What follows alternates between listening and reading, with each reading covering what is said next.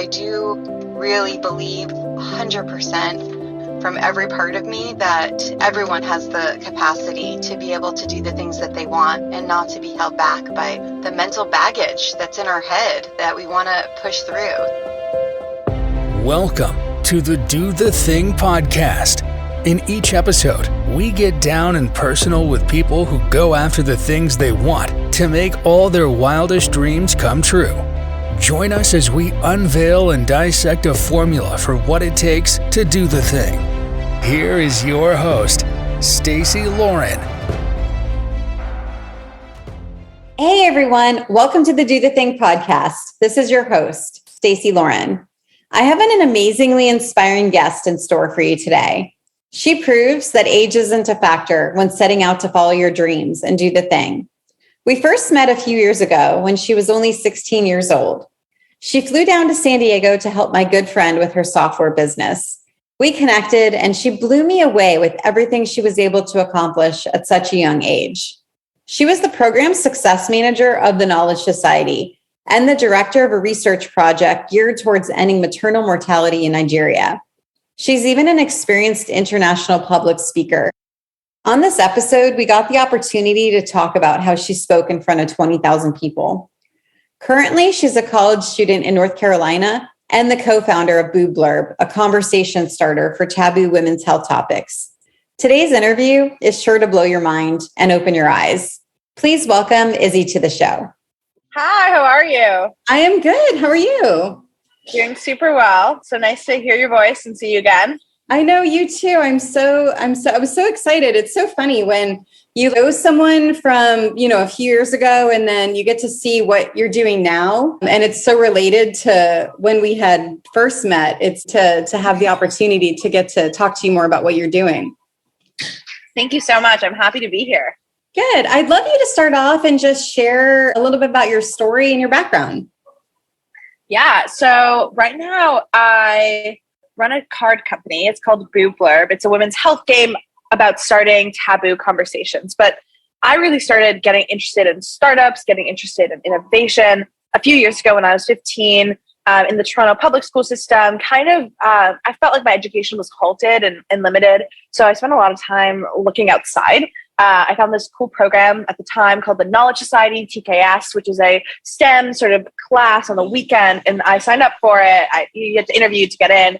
And I loved it. I loved the program. I loved being exposed to things like AI and cellular agriculture. And eventually I got really grasped on this topic of creating new forms of foods that didn't come from animals. I started my own blog. I worked on different projects like editing bacteria in my basement. I eventually became sort of a public speaker, a youth-based image in that space. I worked in Amsterdam that following summer, building the first alternative protein show in Europe. And then after that, I got hired by the program, worked as a program success manager. And sort of along the way, I did some maternal health and maternal mortality reduction policy in Nigeria. I led a research initiative there. And out of all of that, I sparked these two sort of sides. One was education, how much our own education about ourselves, our bodies, and also what is possible in the world, whether that is looking at blockchain and the future of ownership and NFTs and money. Or for me, it was looking at these new climate technologies or women's health technologies in the sphere of maternal health.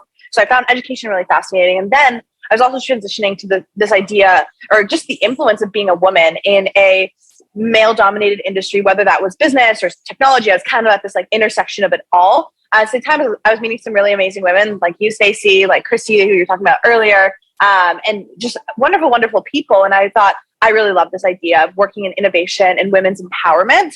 And eventually that kind of morphed naturally into this idea of a conversation starter for taboo topics that create that glass ceiling that we see in the world for women trying to get into executive positions, but also topics that keep women out of the workforce when they get pregnant or have children or, all these societal things and also health-based things. And I can totally dive into it all later, but that's sort of where I am right now. Yeah. And I cannot wait to talk to you more about Boob Blurb and everything that you're doing there, because that is so exciting to me on so many levels. But I do want to talk about before that first, because you said so many unbelievable things in your background. So did it all start then with the Knowledge Society and that sort of stemmed everything else, or were you already doing a lot of stuff from before? I would say that before I was in the program, I had a lot of the mental tools. I was super ambitious. I could conceive of an idea. I would conceive of an idea and I would go for it wholeheartedly. I came up with all sorts of things ever since I was young for ways to entertain or to give presents to my friends. And oftentimes they were just in the form of a surprise party. I loved just understanding who I was, trying to build a birthday or whatever, some surprise event for, understanding what they would expect, and then making sure that I wouldn't do any of those things. Then also building into their interests, like what they talked about, things that they really wanted to. I love just paying attention to what really drives them and what makes them passionate. And then I would just build events around that. So I would say I had this principle of having a goal and understanding who that goal was serving and creating things and experiences for that. But I think the environments that I was in didn't really help me take that to the next level. And I think TKS really helped me unlock a lot of these natural things, like my natural curiosity or my drive or my passion that I can find in things. So I would say that, yes, it was a really, really big pivotal point for me. But I would say that a lot of the reasons why I was able to carve an interesting path for myself were sort of determined before that point. Yeah. And where do you think that came from? I think there's a lot of factors, but one of the biggest ones was my upbringing, especially growing up I grew up in a very diverse neighborhood. Both my parents came to Canada as immigrants, and I had a phenomenal public education. But also having a phenomenal public education means that I was never, I was in a classroom with 30 kids, like cramped up in the summer kind of thing. And I had to explore a lot and be resourceful. My parents really did give me everything that they could have. And I think I got to see a lot of their effort that they put in me, even though maybe, people that grew up with different levels of financial stability and different levels of resource accessibility. I definitely saw what other people had, and I tried to be grateful for what I did have. And I also tried to maximize what I did. And so I think growing up with those sort of boundaries, I would, get a $10 bill and I would try to optimize it much more than another kid. And I remember, because my brother played a lot of soccer, so we spent a lot of our, extra income and money and resources and time spending it in the US, sort of Michigan, Ohio, kind of right by the border. And I found it like such a game to try to find the best deals for the price. Or, my mom would give me some money to go, to the store or maybe to Starbucks or something. And I would just save it. And I want to save up. And so I think it's sort of this combination of seeing, living in a first-gen household, going to a lot of public service education, and I did a lot of public camps and that kind of thing. But then also I had this mindset of trying to make the most of what I had and taking the resources and really extracting out of them. Yeah, I love that scrappy, resourceful kind of upbringing has really helped you with everything you're doing, it sounds like. Totally. Yeah, that is so awesome. So what, because I know when I had first met you, I remember you mentioned it in the beginning, but even public speaking, because you've spoken in front of how many people have you spoken in front of now? I don't know the total number, but the highest I've ever spoken in front of, I think, was 20,000. So, okay, I'm talk more about that. Cause that is I can't even comprehend that. What is that like for you? Honestly, even looking back for me, it's sort of a fever dream. It's something that it was such a formative part of my childhood. It was a big transformation, I would say.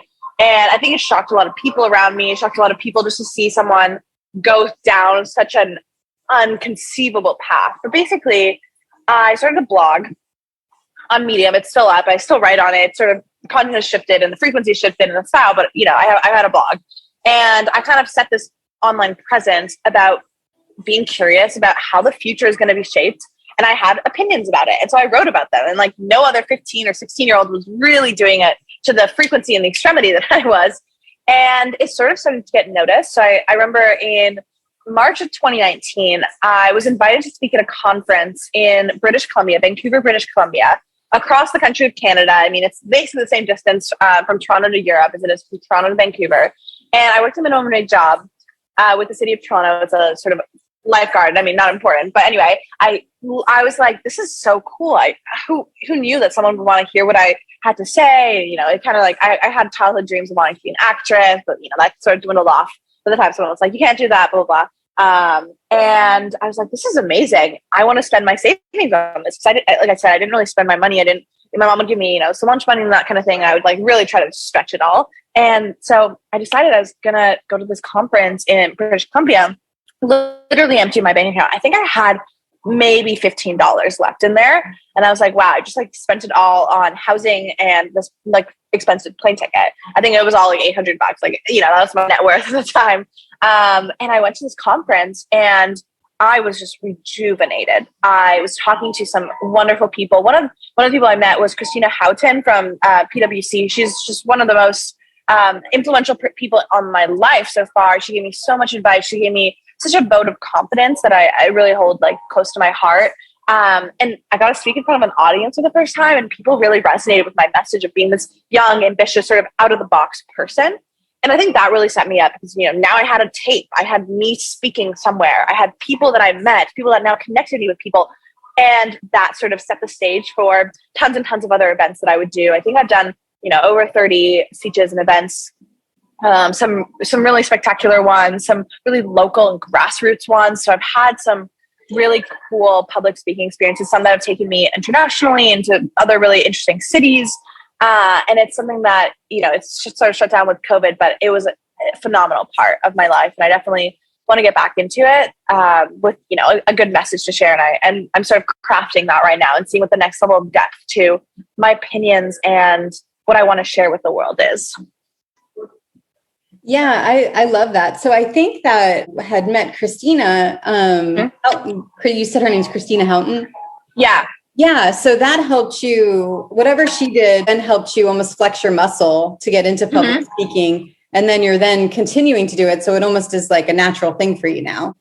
Yeah. I mean, I love the process of having a thesis, something you want to share.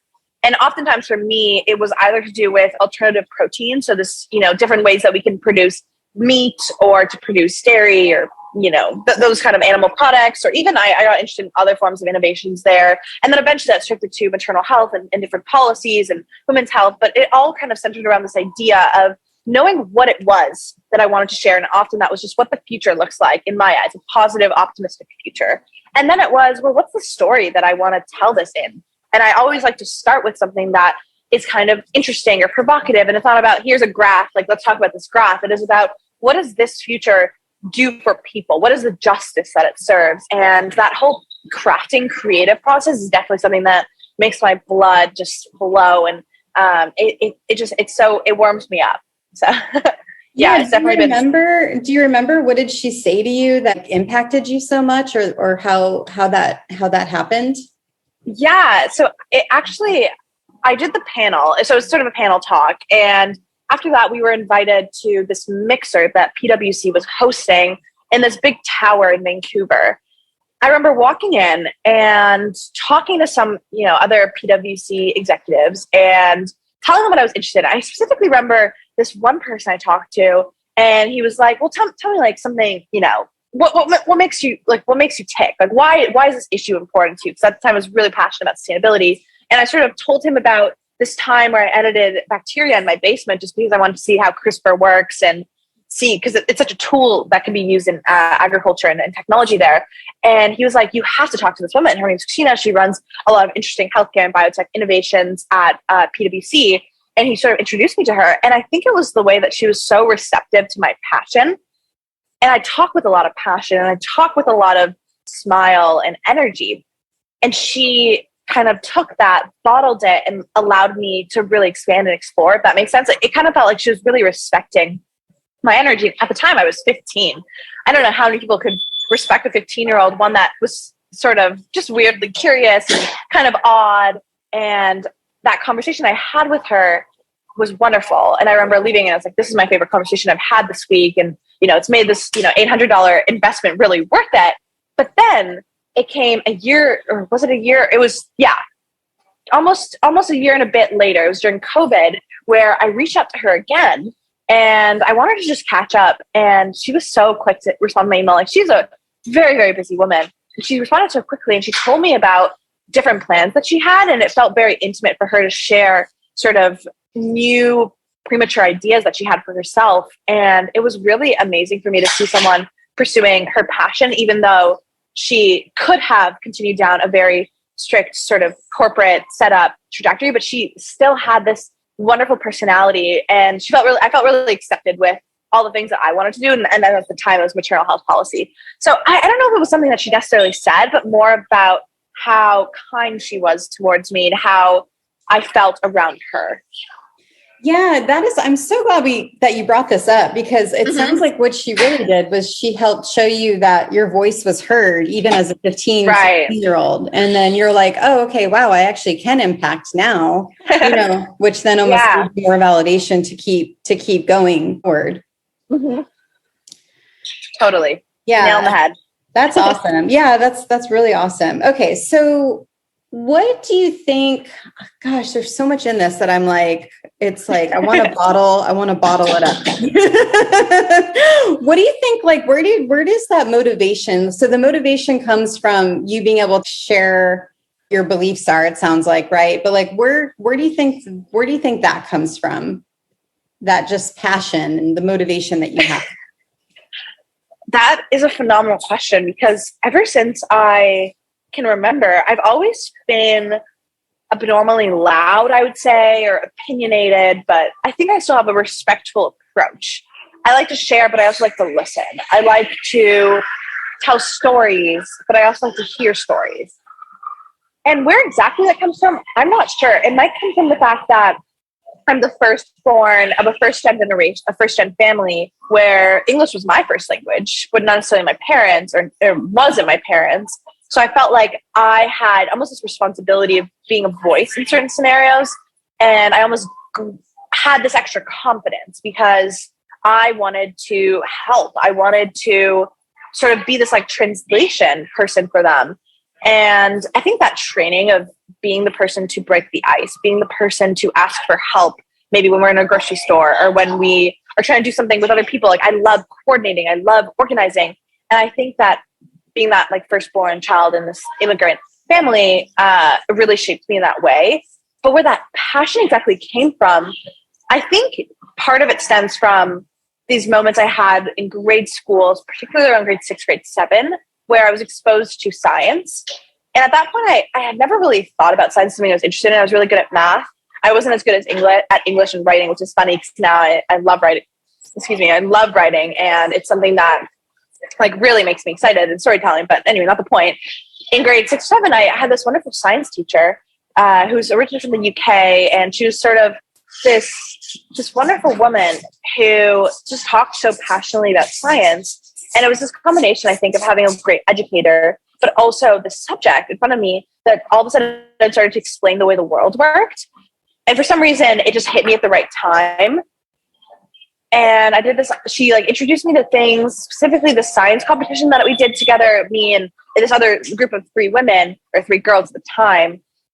And I don't know, I think it was just this combination, and I was sort of outspoken, and then I found something that really made me passionate, and then I started being passionate about this thing, and then I think I got a lot of positive reinforcement. And it might have been that people found it really entertaining. I think my parents found it really amusing that I was so excited about these things. And I think they would rather me want to talk about science and study and do that kind of thing rather than, there's other things that kids can do that are much worse. So I think I got that positive reinforcement. And then by the time, that was when I was 12, 13. By the time I was 15, I started to really find something that was sort of unconventional. And it wasn't in the textbooks that even people in high school got to learn. It wasn't even the textbook that people in university got to learn. This is like innovative curriculum that I was trying to self-teach myself. And it's part of the reason I took a gap year from high school. I did a whole year self-taught. And I think that I just got really good reinforcement. I think I got really lucky with people supporting my education in this sort of strange way that I wanted to approach it.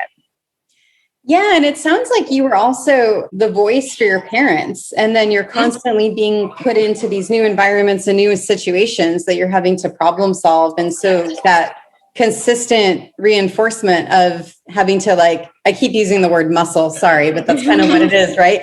Of just keep doing these things, it's built in you now where it's more natural. Do you think that sounds right? Does sound right. And I think it brings about because I have always liked to be a voice for other people too.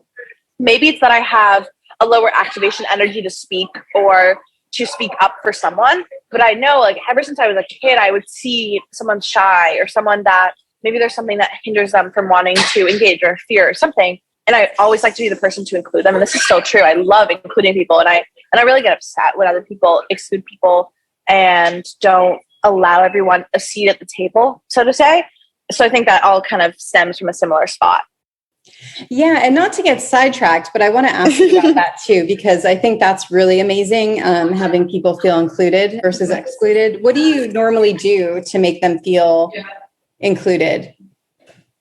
I am by no means an expert, but one strategy that I've loved to do is kind of pausing the conversation.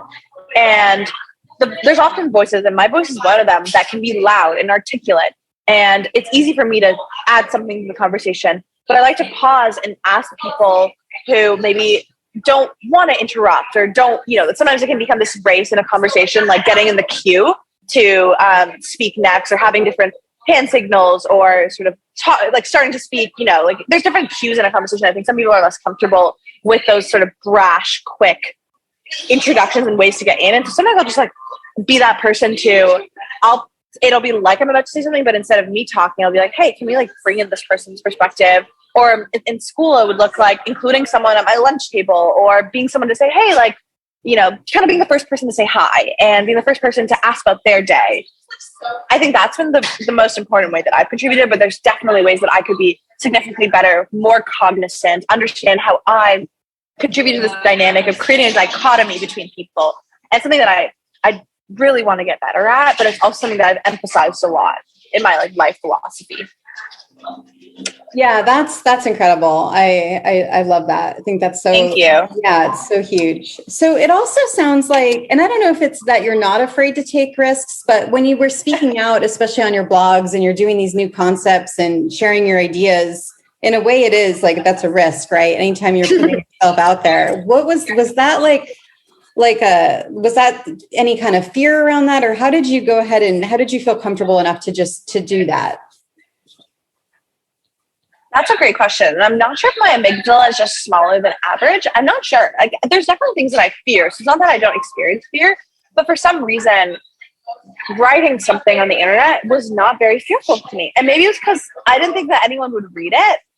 And the platform that I started writing on, Medium, I didn't know anyone else that wrote on it really, in my friend circle or in my life circle. So when my mentor introduced it to me, so a mentor from the Knowledge Side of TCAS, that was the program that was like, hey, you should just do this writing. And I really respected both of the directors of the program, and I still do. They came from such interesting backgrounds. It's the first time I really had an educator, a teacher that really inspired me. Like, my science teachers have been really interesting and in some ways inspiring, but they were inspiring in the way that I wanted to emulate their life philosophy and their career paths in a way that a teacher has never done beyond the subject scope, if that makes sense. And so the two directors of TCAS, one was a founder that recently exited to a big company, and the other one was a McKinsey consultant. They were giving me this advice. They were like, yeah, like you should just like write about what you're learning. You're reading these research papers, like put it into context and write about it. You might as well give it a shot. And I really liked writing. I liked taking notes. And so I thought, what do I have to lose? It's not like I'm writing like super provocative or political, or I'm putting like bad things on the internet. Like I'm just writing what I think about different research papers or trying to simplify scientific language. And I don't know, I didn't really have a fear associated with it. The only fear that I could like logically put into play was the fear of losing time or like not being able to manage things. But I found school wasn't too difficult for me. It might have been like my public school. It wasn't super rigorous or anything like that. So I just kind of did it. Got good advice, and I'm so glad I followed it. Yeah, I love that. That's so awesome. So cool. Okay, now it's time for us to get into Boob Blurb. Yay. So I was so excited when I saw your post about what you were doing for so many reasons. So first, why don't you go? I know you gave high level of what it is, but let's go a little bit deeper in terms of why you started. I mean, you mentioned earlier in terms of, innovation and empowerment and the lens that you had for women and things like that. But just get more into depth in terms of why you started and how's it going and all the good stuff. Awesome. Boob Blurb is a conversation starter. There are 133 questions in the game, and some of them are very specific. It's about a scenario. It's about a specific topic. It's about your experience. Like, if you could interview an organ in your body, what would you interview and what would you ask it? That's a really weird way of talking about what parts of your body you want to understand more. But that is the goal of that question. So there's a lot of those questions. There's a lot of topics that when you draw that card, it's about creating a space for it. So whether that is sex, whether that is birth control, whether that is abortion, creating that space. And to me, it became really important to do that when back in 2020, during the start of the pandemic, I started reading this book. It was called In the Flow. It was all about understanding your hormonal patterns and sort of the natural mechanisms of your body and how that contributes to menstrual cycles. I just became fascinated. I turned my bathroom into my own little personal self-awareness laboratory where I would analyze different parts of myself, like my body fluid, or I tried to do different tests to measure my hormones, sort of at-home tests, like ovulation strips, which most people use to get pregnant, but I was literally just using to turn my body into a little science experiment of my own on my spreadsheets. It was sort of an interesting phase of mine where I was really reading a lot and I was trying to understand my menstrual cycle.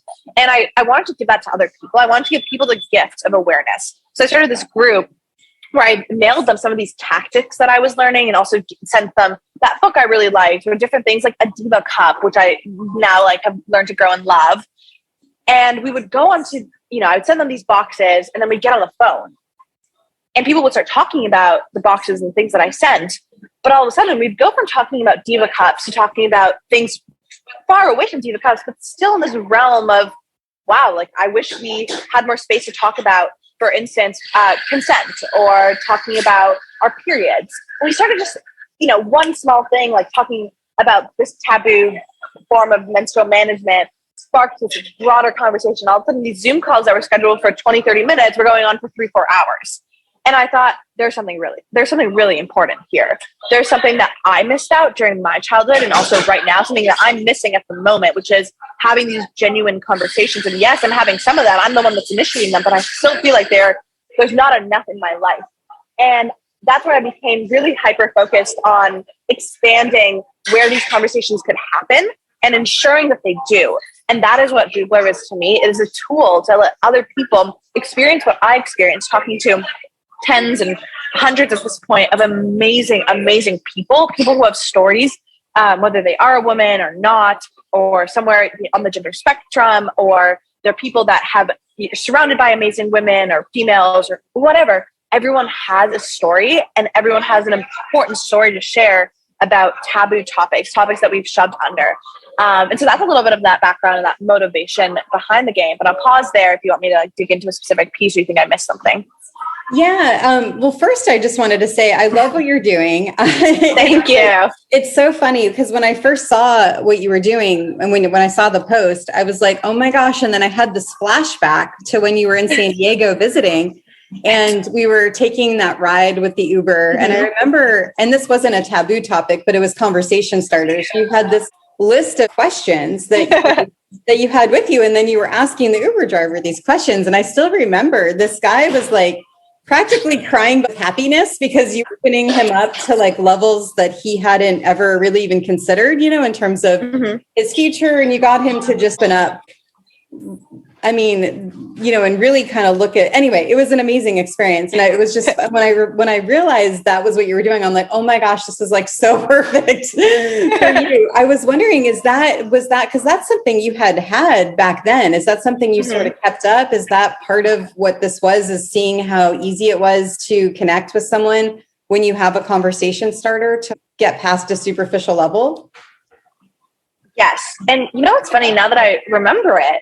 So I was in San Diego about a month and a bit after I discovered, or really started discovering, a game called We're Not Really Strangers, which is a conversation starter for relationships, whether that's friendships or romantic relationships. It's all about asking questions that kind of go beyond the surface.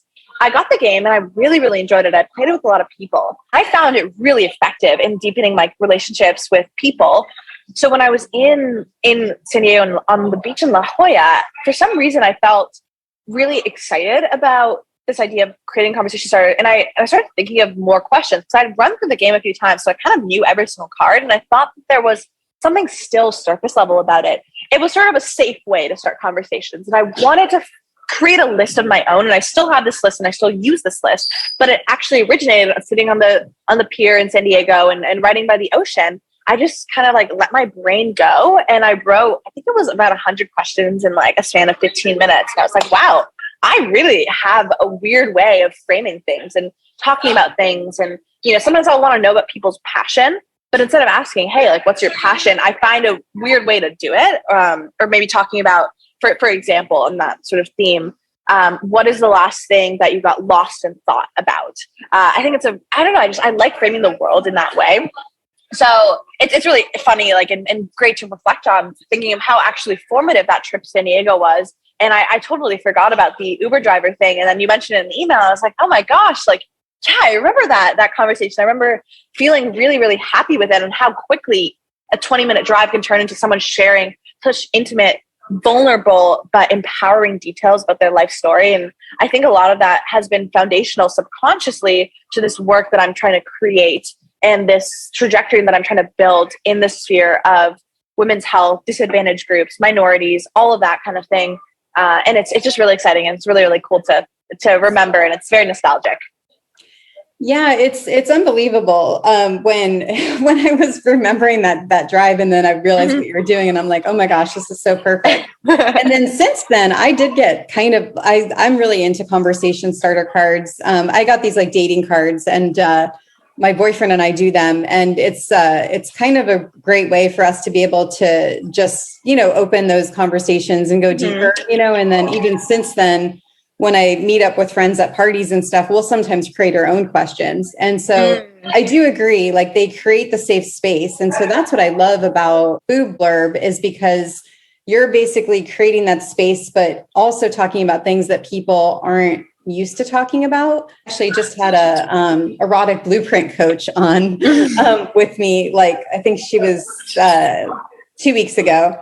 And it was funny because I'm 49 and I'm like sitting there going, okay, I'm so uncomfortable having this like sex conversation with you, you know, and talking about these things. But I love the fact that you're so young and you're starting it now, because so many people don't talk enough about these topics. And I love that you're giving them kind of like a framework or a blueprint to be able to have those conversations now.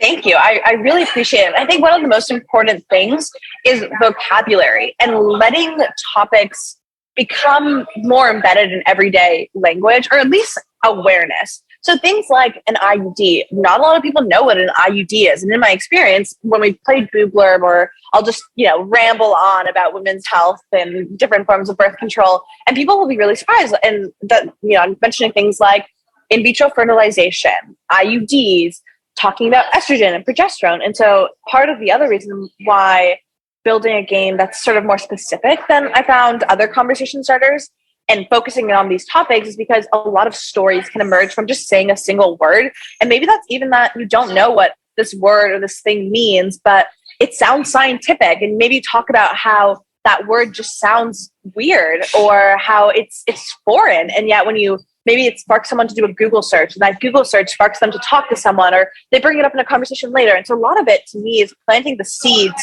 for future conversations as well. Because each conversation you have that is difficult or that is awkward makes the next one easier. And I remember recently I heard a quote, and it was something like, the more difficult conversations you have in your life, the higher quality your life is. And I thought that was really interesting and really amazing, because I found that I've gotten better and better having open and honest discussions, whether it's related to my body or other sensitive topics, or even if it's just bringing up my feelings or a past experience with someone that's really intimate or close to me. And so I totally love that quote and love this idea of setting a foundation for people. Yeah. And it's funny, I have this card sitting, I don't even know when I wrote this, but I have this like index card that's handwritten with my writing on it. And it says, having hard conversations. And it just says, practice communicating when it's easy, so that when it's hard, you'll be able to. And I feel like this really helps you practice, you know, like going deeper and being able to talk about topics that people don't normally talk about. So it's really, I think it's such a great concept. Thank you. So what do you think has been like, how has it been going? When did you start, and what's it looking like for you in terms of like, how did you get over the fact that you were starting this business and, all that stuff in terms of doing the thing, with doing this business? Honestly, a lot of it sort of rolled naturally, if that makes sense. So essentially in 2020, February, March-ish of 2020, I started a research project in maternal health. And the primary question was, how do we reduce maternal mortality? It led me down a really, really descriptive and probably, it's a lot of details. But basically, I worked on reducing bleeding after birth using a specific medication in a targeted geography. And we spent 2 years putting that together, putting out research. And eventually we donated all of our materials to a local nonprofit in the government in Jigawa, Nigeria. During that time, I was exposed to a lot of doctors, B, a lot of women, C, a lot of pregnant people, D, a lot of really passionate feminists. And along that way, I had like hundreds of conversations and interviews to sort of build this research project. But then I started talking to people about this research project that I was doing. That's what part of that opened discussions. And another part of it was that other thing I was talking about with building self-awareness, sending my friends these little knickknacks, taboo knickknacks, and having those conversations. Basically, one day I was sitting in my bedroom. I was 2 months before leaving for college, for school in the US. And I thought, I think there's something I want to do about starting conversations, because I've loved building this maternal health curriculum and I love having these combos. So I was just kind of thinking, and eventually, for some reason, I was like, let me just think of a name for this. Like, what would be something fun? And I spent a few hours really just on my thesaurus trying to find different ways to embody what I was looking for. And that's how Boob Blurb came to be, that name. Like, the name is really how I started. And I think I don't even remember some of the other ones that I had. I know they were weird and funky, but Boob Blurb really stood out to me. A, for the alliteration. B, for the way that the sounds work. They were like very, very strong. I went ahead and bought the domain. I was kind of doing like a really backwards process in that I was sort of focused on that, the name and the sort of grab factor of it. And then I made a little website where people could download these prompts, 27 thought-provoking prompts is what I called it. I shared it with my Twitter. I shared it on a few of the group chats that I was in. And all of a sudden, a few people started messaging me saying, wow, I loved those questions. I had a really profound conversation with my mom or my sister or my best friend or myself. I had an amazing journaling session. Like, people were starting to say these kind of things. And I thought, maybe there's something here that I had the opportunity to create. And that's where I really got thinking. So this is now May of 2021, so literally like a year ago. And that's when I started to go on my little phase of, well, what can I turn this into? What do I want this to become? And I kind of decided that I wanted it to be a physical thing, because we were at this phase of the pandemic where everyone was Zoom fatigued and it was really hard to host these online events. And I wanted something that was tangible, that I could hold in my hands. So I decided I'm going to make a card game. I'm going to do it. I'm going to do it from start to finish. I thought it would take 2 or 3 months. I thought, how hard could it be to make a card game? Turns out it takes much longer than that, and it is a much larger investment.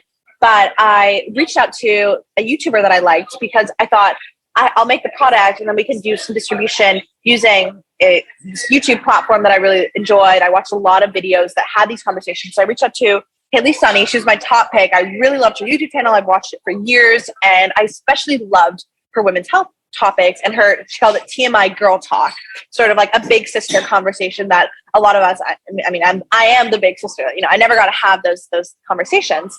I reached out to her, and all of a sudden she started getting back to me, and I was like, wow, like, she's so busy, she believes something is here.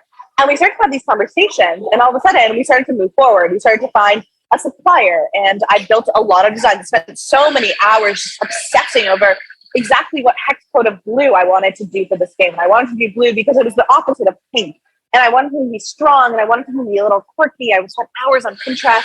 And it was a lot of just following my gut, following what I wanted this brand to look like, what I wanted these cards to say. And honestly, making questions was the easiest part. And making funky challenges was kind of like second nature, because like you said earlier, when I was having these conversations, and I kind of had this natural intuition for that kind of thing.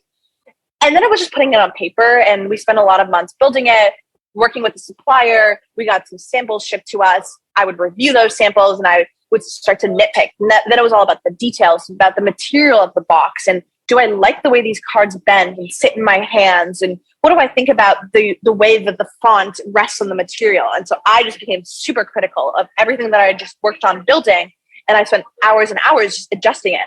Even if it was just a little bit of a pixel, like on the measurements of these cards, I spent hours just looking at them, making sure that what we got was something that I was proud of, something that I built and wanted to share with the world. And, there was other challenges. Our factory had a fire, which set us back a few months.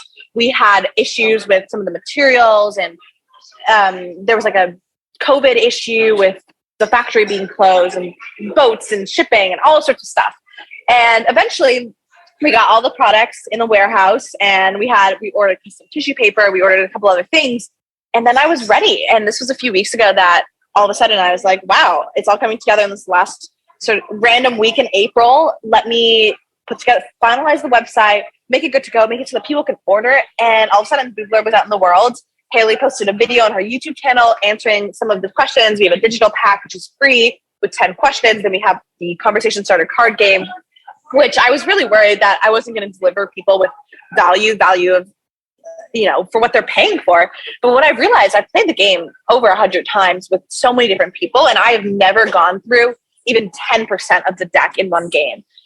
And what that tells me is that these cards have topics and questions that are so rich and create such powerful stories that it's hard to move on from a card. So I think that buying the game, you really could have like a lifetime of conversations. And I'm really excited to get this in people's arms and hands and in their conversations rooms, at their dinner tables, in their schools, in their dorm rooms. So that's sort of been the journey. I just gave you a lot of information. I'll stop there. I could go on, but yeah, I think it's amazing because I don't think people realize, when you were talking about how critical you were of everything between the color and the way it felt and what's on there and just so many things that you said on there, it just shows the passion that you've had behind it. How did you, Thank you.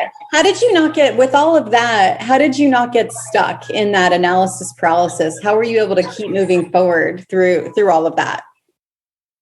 Wow, what a heavy hitting question, because there's definitely points where I thought this is going really slow, or why did the factory have to go on fire? What? That's such a weird thing to happen and so random. But I think ultimately I had a prototype, and it wasn't perfect by any means. I changed almost every aspect. I changed something about it, whether it was like the color of the box, or under the lid, the dimensions. Like I changed so much of this prototype, but it was still a functioning prototype where I could play Boob Blurb with other people. And I think it was the games that I played before the game was out that kept me motivated, because I knew that there was something there. And I knew that these are conversations that are worth having. And the way I craft my social media and what I see, it's all very indicative of the fact that topics are too stigmatized. Things are too taboo, and these stigmas, these taboos, stop amazing companies, amazing product innovations from getting to the market. So I would read things about venture capitalists wanting to invest in, like, say, femtech, or invest in new innovative birth controls or something like that. And then always at some point in these articles or in these analysis, they would write, but it's hard to bring these products to market because menopause is stigmatized, or sexual health for people in their 30s is stigmatized, or women or girls just getting into their periods is stigmatized. And so how could we give them a new cool period panty or whatever it is?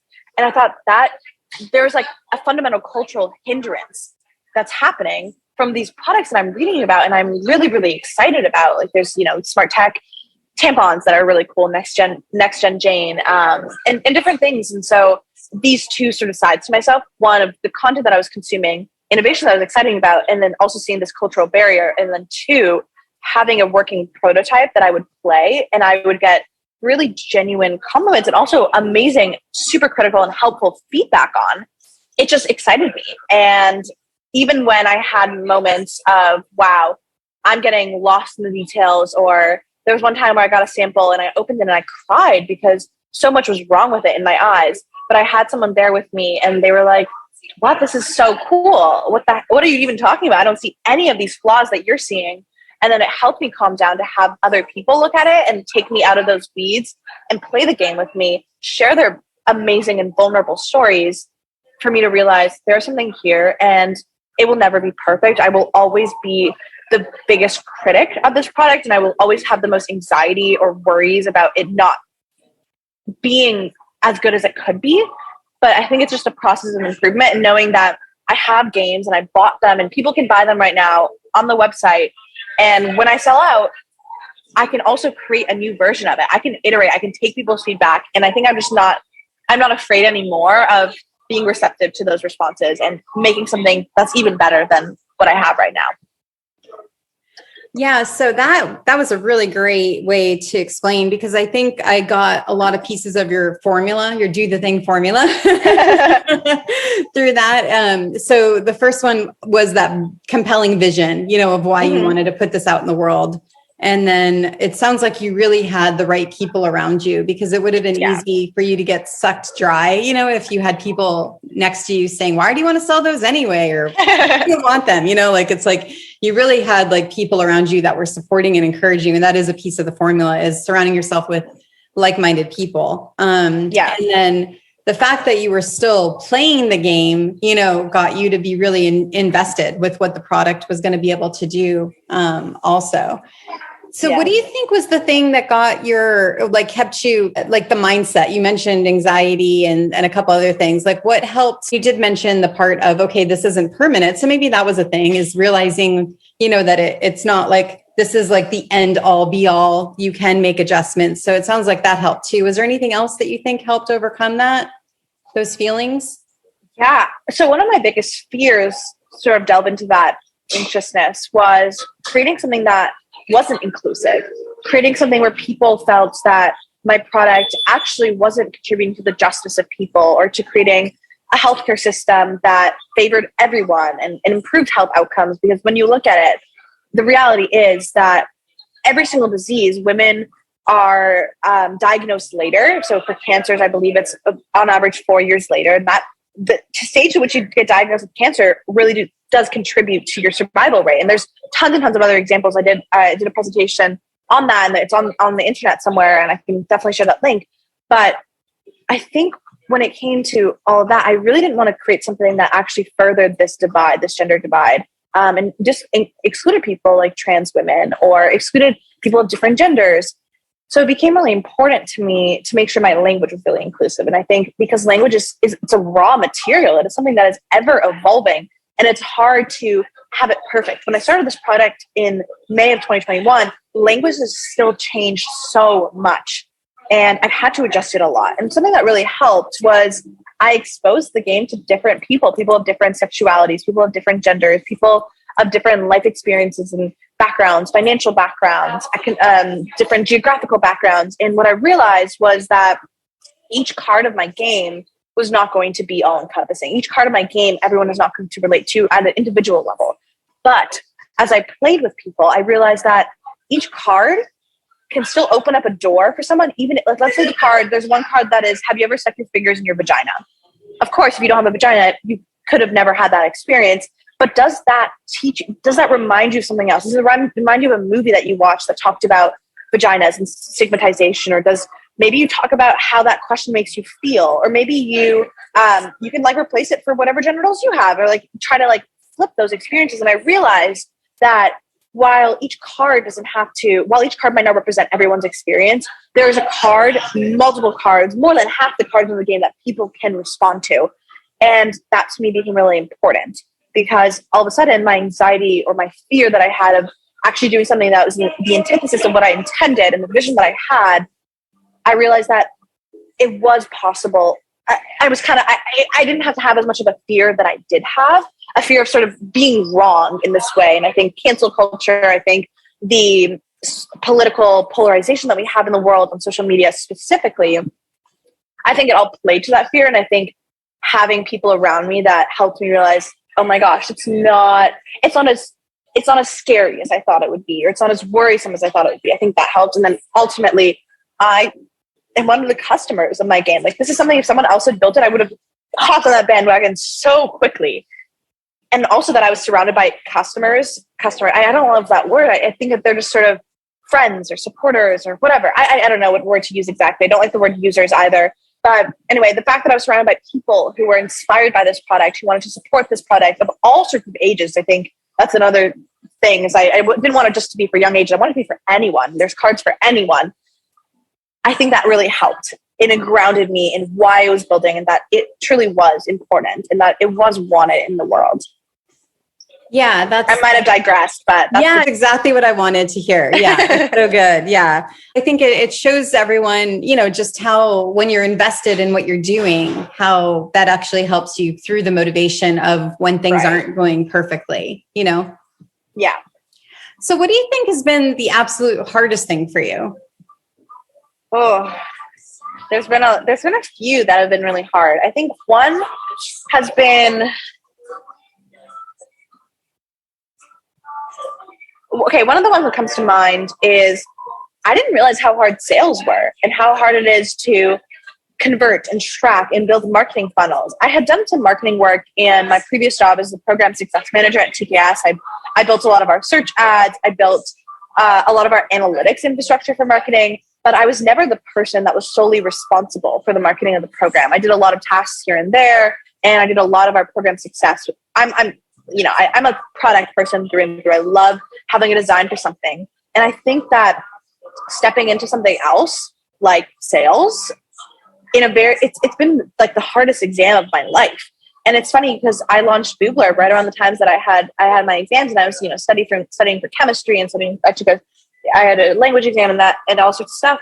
And I thought, this is a piece of cake compared to the ambiguity of the real world, trying to sell a vision and knowing what words to use, or knowing that it's hard to exactly A/B test something, or to create a message that resonates with specific people and people of different backgrounds, but that could all benefit from the same product. So it really felt like such a difficult exam in a really motivating way, but it's certainly been hard, but it hasn't drowned me by any means, if that makes sense. I can elaborate, but that's sort of the first thing that comes to mind. I totally think about other things that have been really difficult, and there's been lots. Yeah. I'm just wondering what the best way that you were able to push forward through that. I think the people, like you mentioned earlier, I've been around such supportive people. Part of it is that they are people that want the game. And so I'm directly supported by the people who purchase the game and share it with their friends and tell me a story. To me, that is the most heartfelt thing. That is the biggest gift that I've ever received. Just someone buying something that I created because they think it has value, and then them experiencing that and reciprocating what exactly about it was valuable. It's just the kindest thing. And it's not like I was, hunting from kindness from building this game, but I've been approached with kindness, and it's just created this loop of purpose for me. So even when I hit a hard day, or when I feel overwhelmed and I'm just entering this new world of adulting, I just finished my first year of university. I just moved to Minneapolis. I'm doing a new internship project here. There's a lot that's going on. And yet I feel grounded still because there are people that have enjoyed the things that I've created in the world.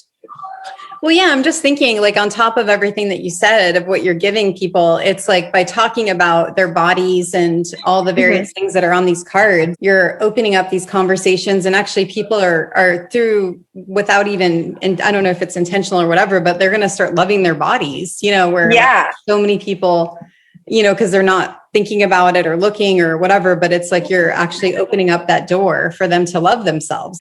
Yeah. Nail on the head. Totally. I love it. Okay. So you have one piece of advice for the listeners on doing the thing. What would you say would be your best piece of advice? I would say to start with something tangible and really commit to it. So in my instance, it was buying the domain boobblurb.com and just having a tangible goal. That tangible goal was, I want a website out, and I want people to be able to download these 27, arbitrary amount of questions. I want them to download it, and I want to see how it goes. And I think when you start with something tangible in an experimental sense of, look, I'm not trying to, when I started, I was like, I want to completely rewrite the rhetoric of how we talk about our bodies and sex and puberty. It was, I want people to download from boobblurb.com 27 interesting questions so they can have a cool conversation at a coffee shop, at the dinner table, with their best friend, with themselves in a notebook. And that was really the spiral of how I've ended up here. And I hope that things only go upwards and I can only inspire more people and create more value for the world. But yeah, I would definitely start with that tangible, small first step. Yeah, I love that. That's great. And is there anything that I didn't ask you that you wish I asked you? Ooh. I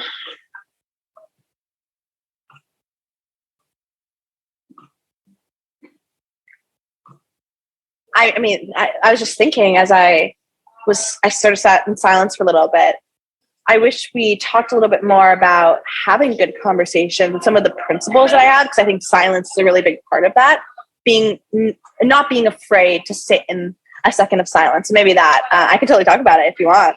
Oh, please. I would love it more than you know. Yeah, okay, let's talk about it. Having good conversations. I think the number one thing that I've learned from running Boob Blurb is that when people ask me, whether it's in a lot of the critical sort of questions I get is, what are you doing to make the game inclusive?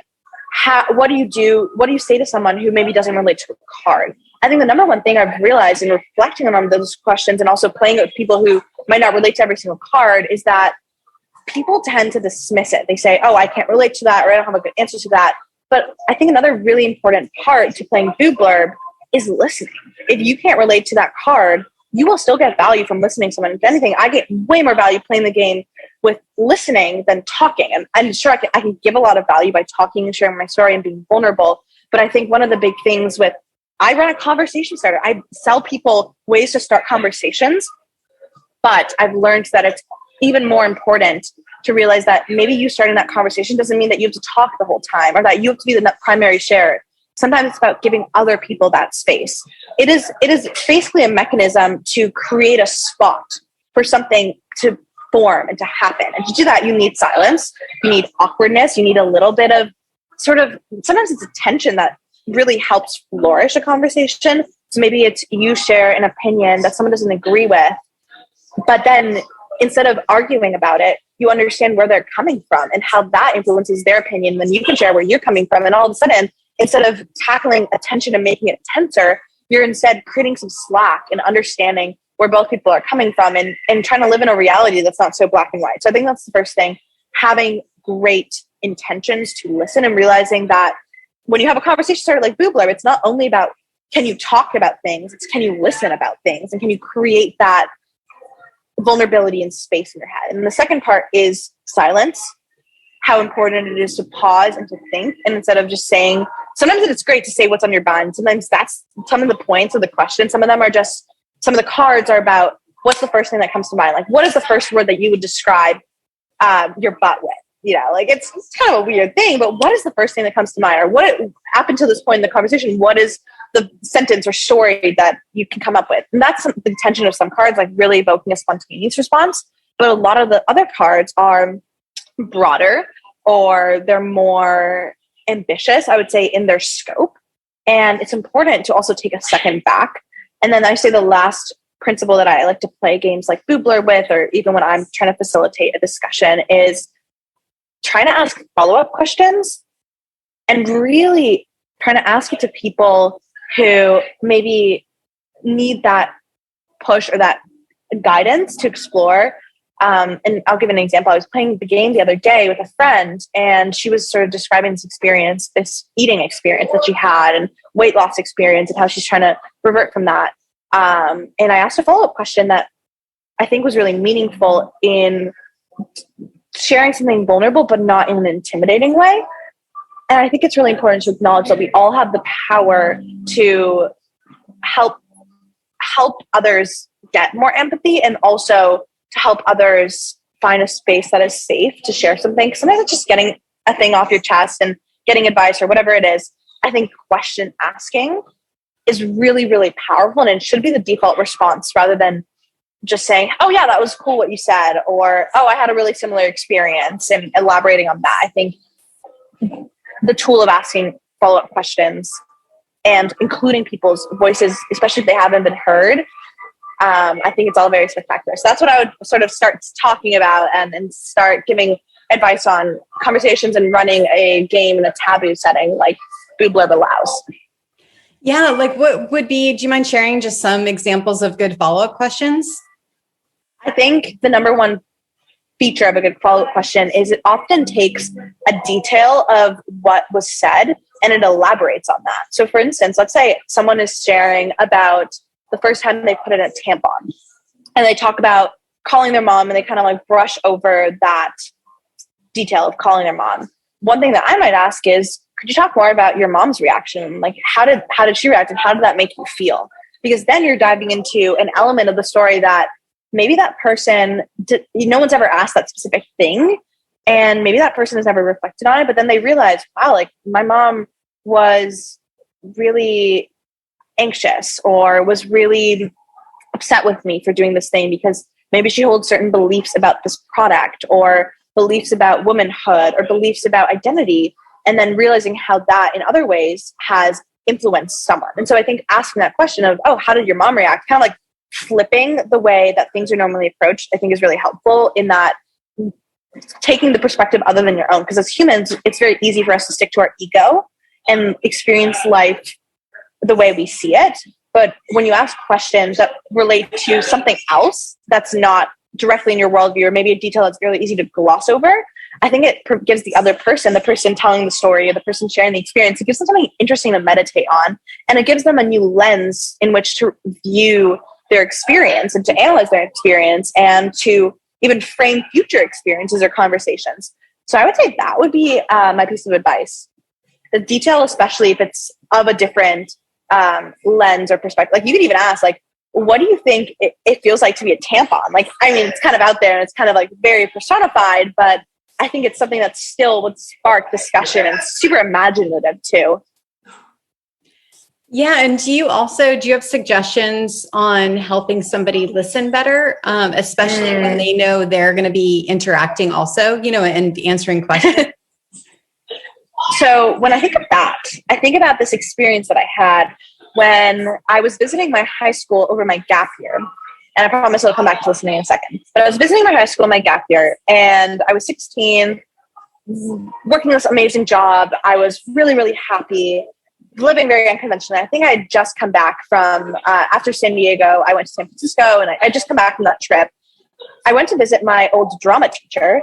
He was one of the most influential people in my life. It was the first time I ever did comedy, and I was awful at it. I'm still bad at comedy, but he really got me outside of my comfort zone in school, which was very uncommon because I kind of felt very in my comfort zone in the classroom, especially traditionally with like a textbook and studying for a test.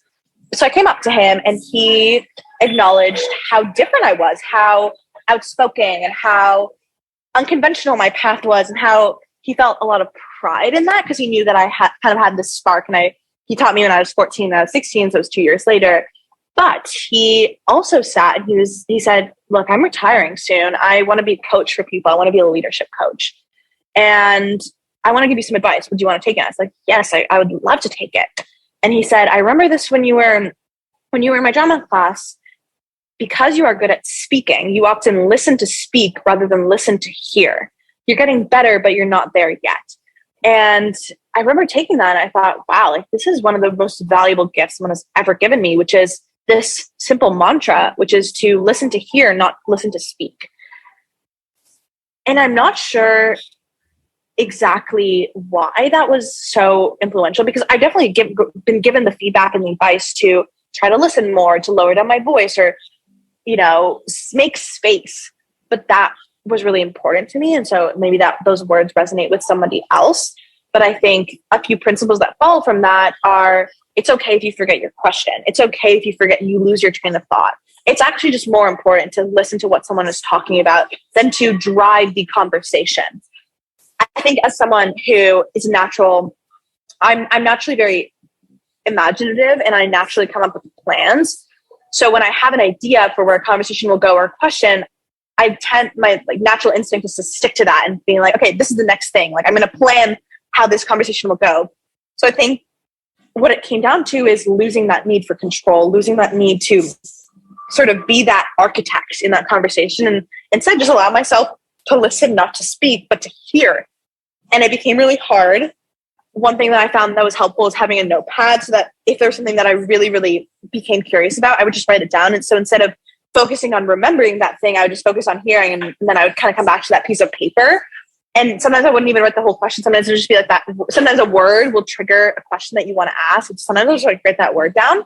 But overall, I would say losing that desire to be the architect of a conversation, and then also realizing that it's just much more important to listen to hear rather than listen to speak.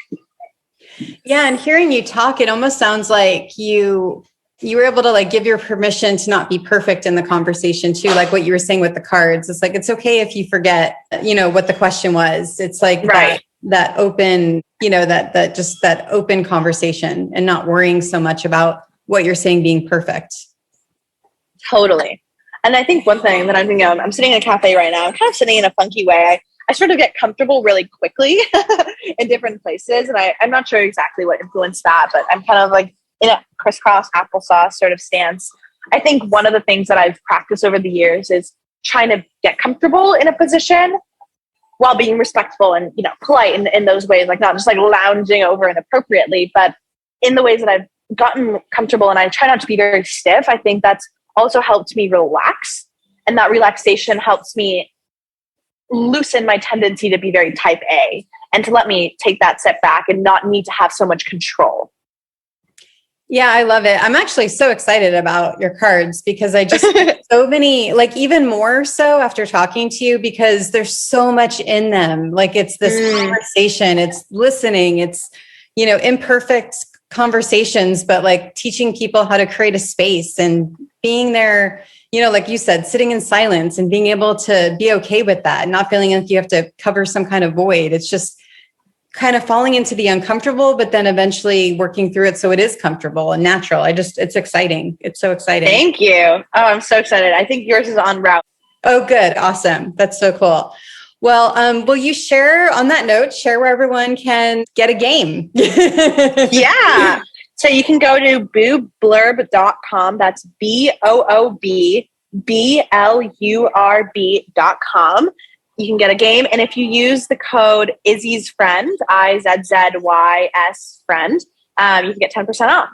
Oh, cool. Oh, that's awesome. Well, very cool. Thank you so much for coming on. I really appreciate your time. You gave such unbelievable advice, and I'm so excited to hear your full story too. It was awesome. Thank you so much. It's been so great talking to you, Stacey. I'm really glad we could find this time to connect, and I'm so excited for you to get Boob Blurb, and I definitely want to hear what you think. Yay. Yay. Thanks for listening to the Do the Thing podcast. We hope you enjoyed the show, but even more, we hope you'll be inspired to do the thing. Do you have a burning question on doing the thing that you'd like answered? How about an inspiring do the thing story of your own that you'd like to share? We'd love to hear all about it. Just leave us a voice message at dothething.callcast.co or email us at hello@dothethingpodcast.com.